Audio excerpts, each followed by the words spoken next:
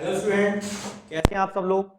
आज मैं some basic concept in chemistry का एक बढ़िया सा टॉपिक मास परसेंटेज वो डिस्कस करूंगा।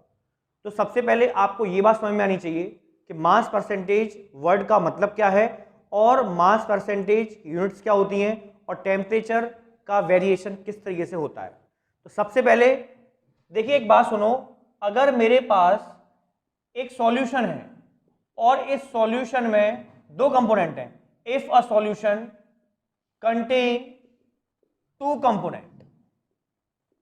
अगर मेरे पास एक सॉल्यूशन है और उसके पास दो कंपोनेंट हैं, कंपोनेंट 1 एंड कंपोनेंट 2, तो अगर मैं बात करूंगा आपसे तो मास परसेंटेज ऑफ फर्स्ट कंपोनेंट क्या होगा। मास परसेंटेज ऑफ फर्स्ट कंपोनेंट, तो बेटा एक बात सुन लो, क्या होगा ये W1 upon W1 plus W2 into 100। और अगर मैं सेकंड की बात करूं तो क्या हो जाएगा ये मास percentage of second component. Mass percentage of second component क्या हो जाएगा बेटा, W2 upon W1 plus W2 into 100। अब हमें बेसिक सी बात ये समझ में आ गई कि मेरे पास एक बाइनरी सॉल्यूशन है जिसमें दो कंपोनेंट हैं 1 एंड 2। W1 पहले वाले का वेट है, W2 सेकंड वाले का वेट है। तो पहले वाले के वेट का सॉल्यूशन के वेट के साथ जो रेशियो है 100 के टर्म में, उसे कह रहा हूं मैं मास परसेंटेज। तो डेफिनेशन पर आते हैं बेटा। तो मास परसेंटेज कुल मिला के क्या है, it is the ratio of weight of any one component to the weight of solution in terms of 100। अगर मेरे पास एक बाइनरी सॉल्यूशन है और मुझे एक की परसेंटेज पता है तो मैं क्या कर सकता हूं, दूसरे की परसेंटेज 100 से माइनस करके निकाल सकता हूं। तो मेरी बात समझ में आ गई होगी आपको, weight of any one component to the weight of solution. यहां तक की बात क्लियर हो गई, आप इसको नोट किए। अब इसके बाद में मैं इस टॉपिक से रिलेटेड दो तीन चीजें बताता हूं आपको। नंबर फर्स्ट, मास परसेंटेज एक डायमेंशनलेस क्वांटिटी है। इसका मतलब इसकी कोई यूनिट नहीं होती, क्योंकि जो यूनिट इसकी है वह यूनिट इसकी है, ग्राम इसकी भी और ग्राम इसकी भी, तो ग्राम से ग्राम कैंसिल। तो mass percentage is dimensionless quantity, पहली बात समझ में आ गई। और दूसरी बात, टेम्परेचर चेंज करने से वेट और मास कभी भी चेंज नहीं होते। तो ये मास परसेंटेज जो है ये टेम्परेचर पर इंडिपेंडेंट है, टेम्परेचर से कोई इफेक्ट इसके ऊपर नहीं पड़ेगा। ये बात हमें क्लियर हो जाती है बिल्कुल, ठीक है बेटे। अब मैं आगे इस टॉपिक में चलता हूं और एक दो क्वेश्चन लेते हैं। और वो क्वेश्चन क्या है, अगर मैं आपसे कहूं if 20 gram of NaOH dissolve in 180 gram of water, तो calculate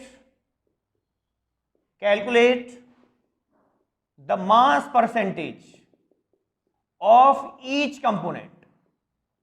mass percentage of each component, तो बेटा क्या हो जाएगा, वेट ऑफ NaOH। इसका सॉल्यूशन करते हैं हम, तो कितना हो जाएगा सॉल्यूशन इसका, wait of NaOH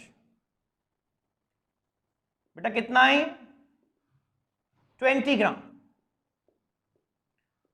weight of water कितना है 180 ग्राम। तो बेटा वेट ऑफ सॉल्यूशन कितना होगा, तो वेट ऑफ सॉल्यूशन होगा यहां पर 20 प्लस 180 मतलब 200 ग्राम। यहां तक मेरी बात समझ में आ गई आपको। चलिए जी, फिर मैं आगे करता हूं इसके अंदर। तो मास परसेंटेज ऑफ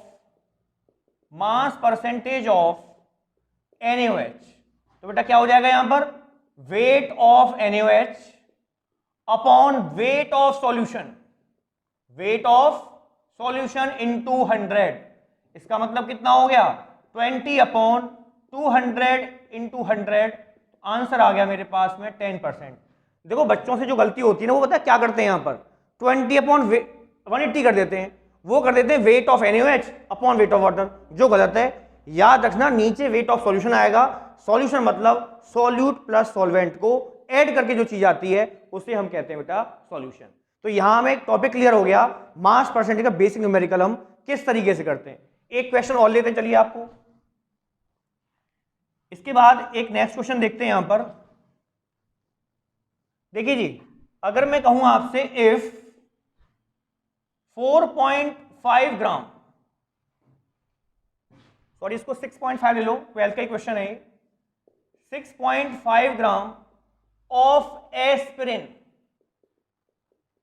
ठीक है, dissolve in 450 gram of acetonitrile, acetonitrile, calculate the mass percentage of aspirin.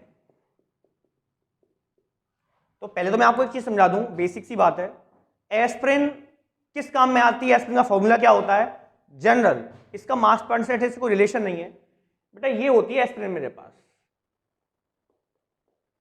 COOH और एक होता है OC-CH3, this is called acetyl salicylic acid, ठीक है। दो काम होते हैं इसके, एक होता है एंटीपायरेटिक,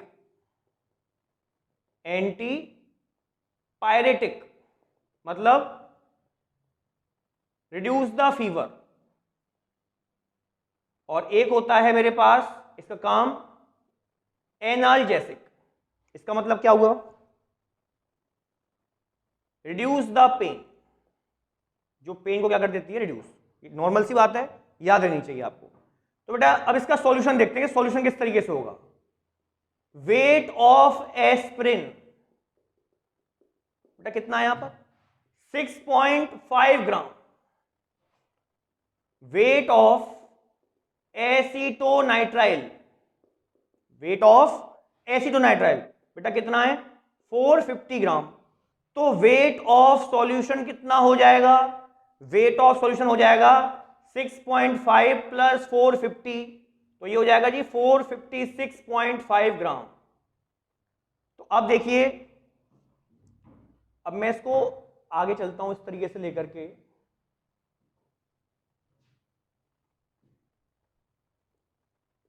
तो बेटा मास परसेंटेज ऑफ एस्पिरिन, इसका मतलब क्या हुआ, weight of aspirin upon weight of solution into 100, तो 6.5 ग्राम अपॉन 456.5 ग्राम इनटू 100, तो इसको सॉल्व जब करेंगे बेटा तो हमारे पास जो आंसर आएगा वो आएगा 1.42%। तो इसका मतलब हमारे पास जो एस्पिरिन है वो कितनी प्रेजेंट है, 1.42% प्रेजेंट है मास परसेंटेज के फॉर्म में।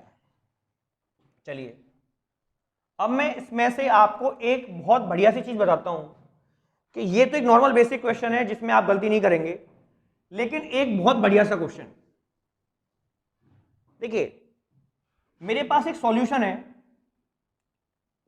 25% ऑफ 300 ग्राम, जो ए सॉल्यूशन है बेटा, और मेरे पास एक सॉल्यूशन है 40% ऑफ, एंड लिख लो इसको, 40% ऑफ 400 ग्राम, ये मेरे पास बी सॉल्यूशन है। इसका मतलब क्या है कि मेरे पास एक 300 ग्राम का सॉल्यूशन है जिसकी मास परसेंटेज 25% है, और एक सॉल्यूशन 400 ग्राम का है जिसकी मास परसेंटेज 40% है। अगर मैं क्या कहूं, when A and B are mixed, अगर मैं ए और बी को मिक्स करूं, then calculate the mass percentage of resulting solution. तो बेटा एक बात सुनो ध्यान से, इस क्वेश्चन का बेसिकली क्या मतलब है, इस क्वेश्चन का मतलब यह है कि मेरे पास एक ए सॉल्यूशन है, ये 300 ग्राम का है, और एक मेरे पास बी सॉल्यूशन है जो कितने ग्राम का है, 400 ग्राम का है। इसकी कंसेंट्रेशन कितनी है, 25%, इसकी कंसेंट्रेशन है 40%। इसका मतलब अगर मैं शुगर को मान लेता हूं सॉल्यूशन, तो इसमें 25% शुगर है, इसमें 40% शुगर है। तो अगर इन दोनों को मिला दूं मैं तो ये 700 ग्राम का हो जाएगा बेटा। ये अब ये कह रहा है जी परसेंटेज कितनी हो जाएगी इसकी, इसकी मास परसेंटेज क्या होगी, हमें कैलकुलेट ये करना है। अब बच्चे सोचेंगे सर 40 + 25 65, इस तरीके से क्वेश्चन नहीं निकलेगा। अब कैसे निकलेगा जरा समझिए इस चीज को ध्यान से। बेटा हमें क्या करना है, 25% ऑफ 300 ग्राम कितना हो जाएगा ये 25/100 इंटू 300, तो बेटा ये हो जाएगा 75 ग्राम। तो पहले वाले में जो कंटेंट था वो 75 ग्राम है और 40% ऑफ 400 ग्राम, तो कितना है ये 40/100 इंटू 400, कितना हो जाएगा ये 160 ग्राम। यानी कि पहले वाले में जो कंटेंट है वो 75 ग्राम है, दूसरे वाले में कितना है 160 ग्राम। अब कहने का मतलब ये है मास परसेंटेज कैसे निकाली जाएगी, तो यहां तक नोट कर लिया होगा आप लोगों ने। आप सुनिए, तो बेटा वेट ऑफ सॉल्यूट कितना आएगा, वेट ऑफ सॉल्यूट आएगा यहां पर 75 + 160 = 235 ग्राम, और वेट ऑफ सॉल्यूशन कितना आएगा यहां पर 300 + 400 = 700 ग्राम। तो मास percentage of resulting solution, resulting solution कितना आएगा बेटा यहां पर 235/700 इंटू 100, जब इसको हम सॉल्व करेंगे आंसर आएगा 33.5%। तो ये हमारी मास परसेंटेज आ गई सॉल्यूशन की 33.5%, जो कि बिल्कुल सही आंसर है।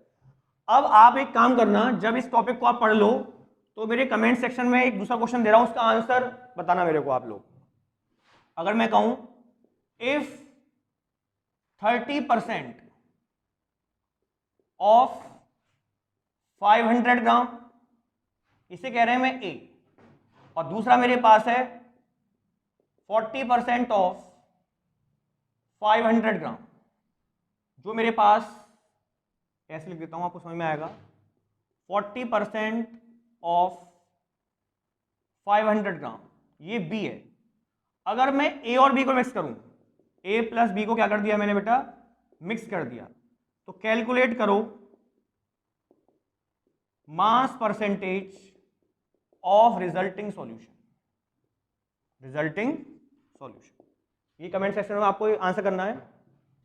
अच्छा जी, इसके बाद हम एक नया टॉपिक पढ़ते हैं, मोल फ्रैक्शन। जो टॉपिक मैंने आज आपको क्लास में लिया था उस टॉपिक की बात मैं करता हूं आपसे। मोल फ्रैक्शन, मोल फ्रैक्शन क्या चीज है, तो बेटा एक बात सुन लो ध्यान से। लास्ट वीडियो में डिस्कस किया था नंबर ऑफ मोल्स क्या होता है, किसी भी चीज का वेट को ग्राम, जो ग्राम में है उसको मोलर मास से डिवाइड कर दो, उसे क्या कहते हैं बेटा नंबर ऑफ मोल्स कहते हैं। तो नंबर ऑफ मोल्स को सुन लो पहले क्या है, बिल्कुल सेम चीज है, परसेंटेज और फ्रैक्शन में फर्क होता है। अगर किसी चीज को 100 मान के डिवाइड करता हूं तो वो परसेंटेज है, और किसी भी चीज को मैं 1 मान के डिवाइड करता हूं तो वो चीज क्या होती है फ्रैक्शन। तो पहली बात तो इसमें 100 का मल्टीप्लाई नहीं होगा, ये 1 से निकाली जाएगी पहली चीज।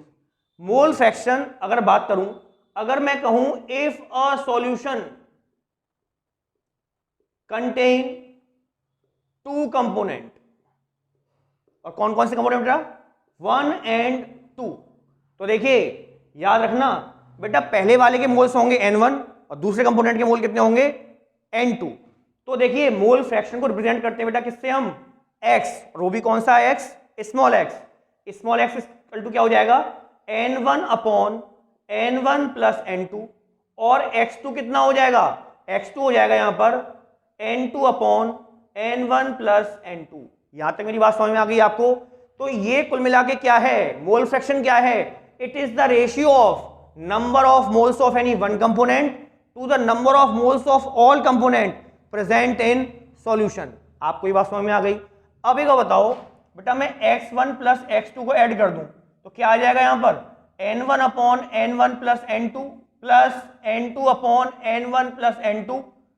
तो अब आपको पता है नीचे का बेस सेम आ गया इसके अंदर, तो हमारे पास जो आंसर आएगा n1 + n2/n1 + n2 कैंसिल हो गया, कितना आ गया 1। तो इसका मतलब क्या है कि x1 + x2 की जो वैल्यू होती है वो कितनी होती है बेटा, वो होती है 1। इसका मतलब ये हुआ कि अगर मुझे एक कंपोनेंट का मोल फ्रैक्शन पता है तो मैं क्या कर सकता हूं, एक में से माइनस कर दूं, 1 में से माइनस करके दूसरा निकाल सकता हूं, अगर ये सॉल्यूशन बाइनरी सॉल्यूशन है तब। अच्छा, दूसरी चीज सुनिए ध्यान से, ये एक डायमेंशनलेस क्वांटिटी है, लाइक मास परसेंटेज, यानी कोई यूनिट इसकी नहीं होती, क्योंकि जो यूनिट ऊपर मोल इसकी है वही इसकी है, तो डायमेंशनलेस क्वांटिटी है। और सुनिए, नंबर ऑफ मोल्स टेम्परेचर पर कभी चेंज नहीं होते, तो याद रखेंगे नंबर ऑफ मोल्स चेंजेबल नहीं है ऑन राइज ऑन टेम्परेचर और डिक्रीज ऑन टेम्परेचर। यहां तक मेरी बात समझ में आ गई होगी आपको। तो ये बेटा बात हो गई किस चीज की, मोल फ्रैक्शन की। अब देखते हैं इस पर हम न्यूमेरिकल किस तरीके से सॉल्व करेंगे। देखिए, अब मैं आपसे कहूं यहां पर, देखिए बेटा, अब मैं आपसे कहूं यहां पर, if a solution of 20 gram of NaOH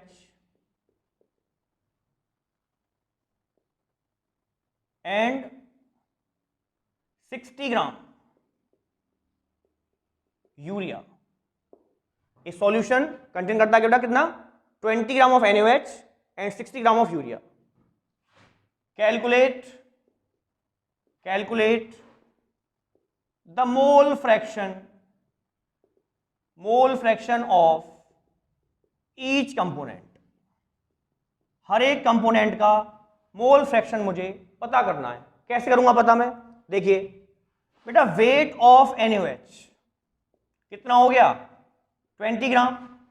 molar mass NaOH का कितना हुआ बेटा, 23 + 16 + 1, ये आ गया मेरे पास में 40 ग्राम पर मोल।